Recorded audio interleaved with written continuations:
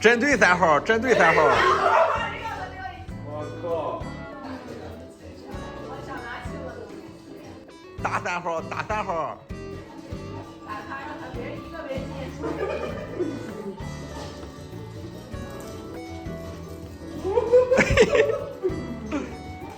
针对他，针对他，针对他。哎呀，给我捡上了。我了。钥匙开门啊！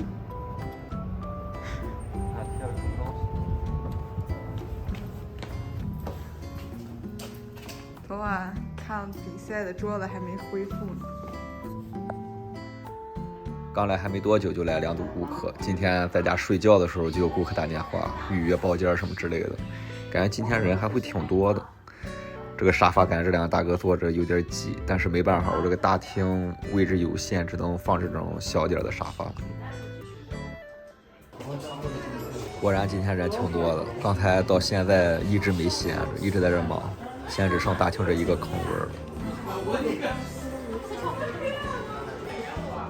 现在1楼的大厅也都用上了，4个人的话，除了去包间，只能坐这个位置了。这里还有2杯2楼顾客点的饮品，一会儿给他们送上去。给大家看一下现在店里大家都在玩什么游戏，还都是这老几样。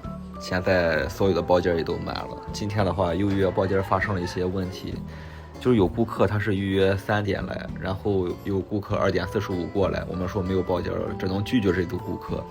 人家就是没有包间，他就不玩了，人家就直接走了。然后这个约3点的顾客，他3点50才到。哎，虽然收定金了，但是这种情况你有什么办法？你能从3点开始给他算吗？这样的话，人家直接就不高兴了。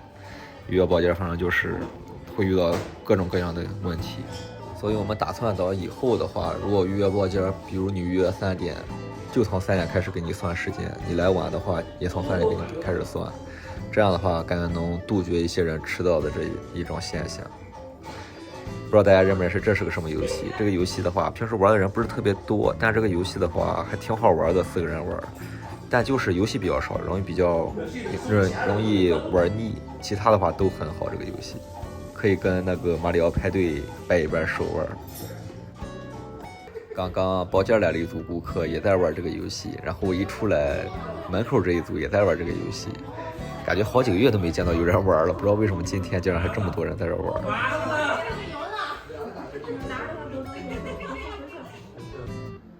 刚才那组顾客刚走，这个大哥就过来了，还是继续玩使命召唤。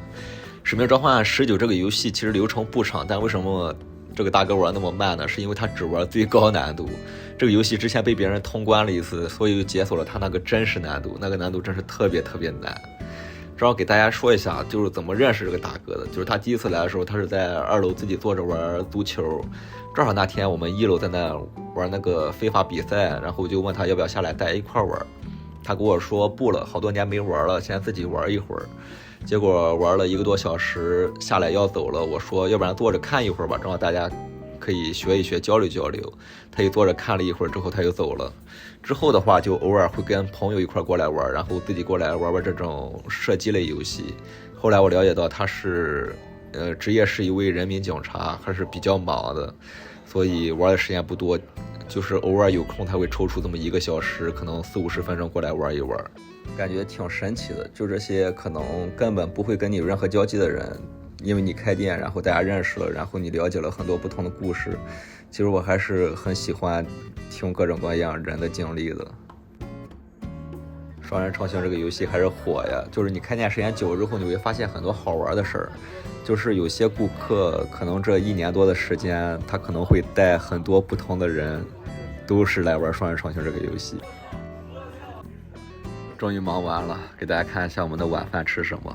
今天没有广告啊，其实我们平时也是这么吃的，只不过今天没有鸡蛋，弄了一排肉，这就是今天的晚饭。今天是周日，昨天我就听到很多风声，感觉就是今天不太妙。果然今天我们这新增确诊10几个，然后无症状好像51个。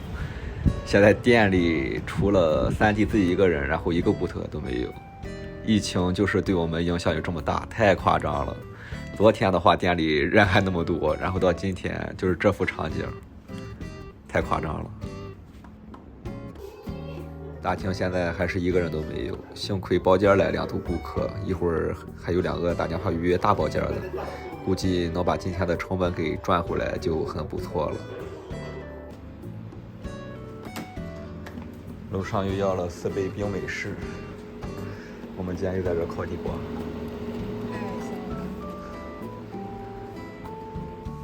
幸亏偶尔楼上的太油厅还能帮我们卖点饮料，挽回一下这个悲惨的局面。还有一个原因，可能是我们这降温了，过2天可能就会下雪了，这个原因可能也导致大家不太愿意出来，好冷清呀。又到晚饭时间了，大家看这个盖饭有没有食欲？他们3个还在这玩游戏呢。估计今天情况就是这样了，那今天视频就先到这里吧，咱们下期再见。顺便给大家说一下，这个游戏我无敌，欢迎有来店里挑战我的。